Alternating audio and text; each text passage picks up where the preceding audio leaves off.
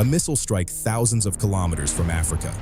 A naval blockade most Africans will never see. And yet, within 72 hours, it starts showing up at the pump, in your electricity bill, in the price of bread. This is not a Middle East story. This is your story.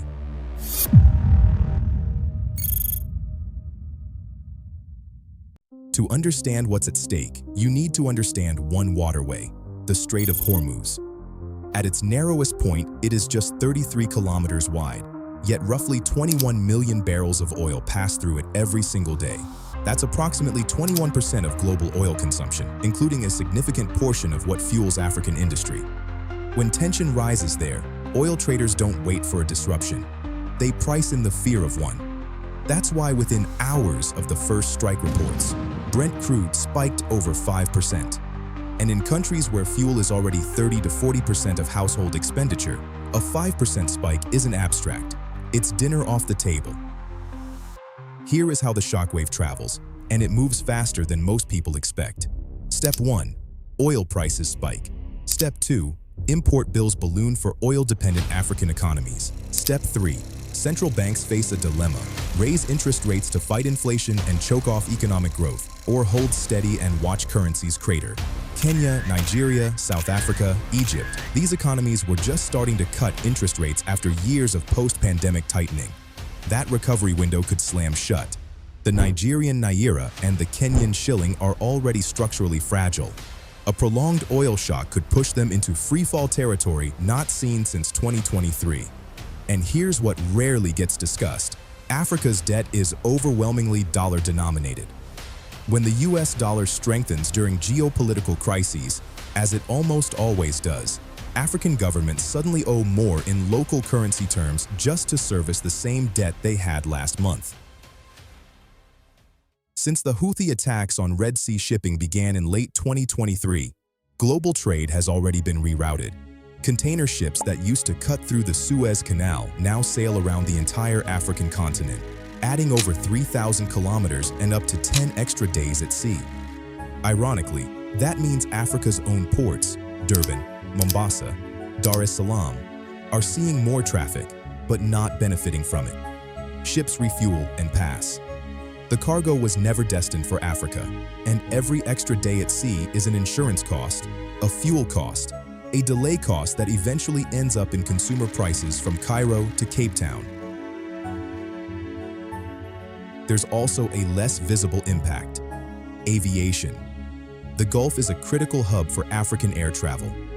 Emirates, Qatar Airways, and Etihad carry millions of African passengers annually.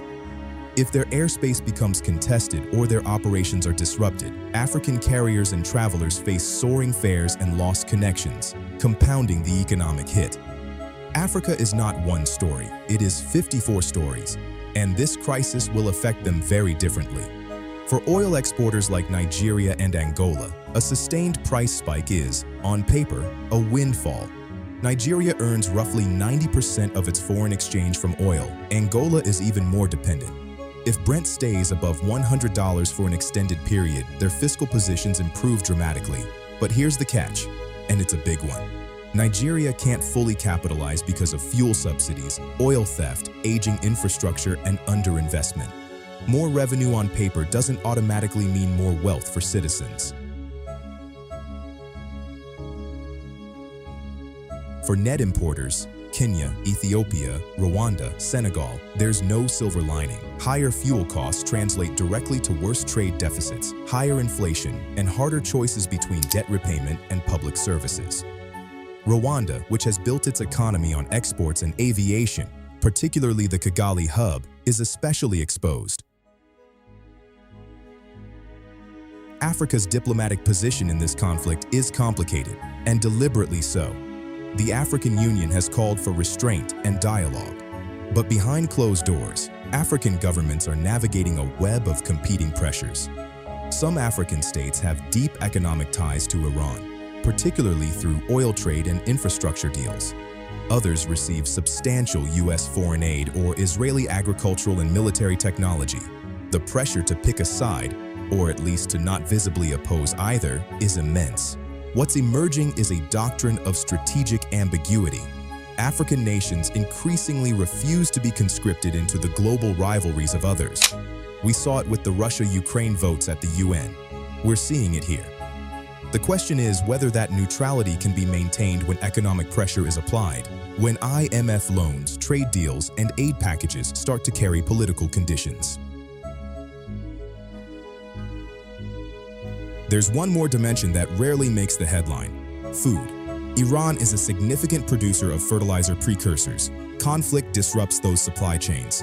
And fertilizer prices, which were already elevated after the Russia-Ukraine war upended global grain markets, could spike again.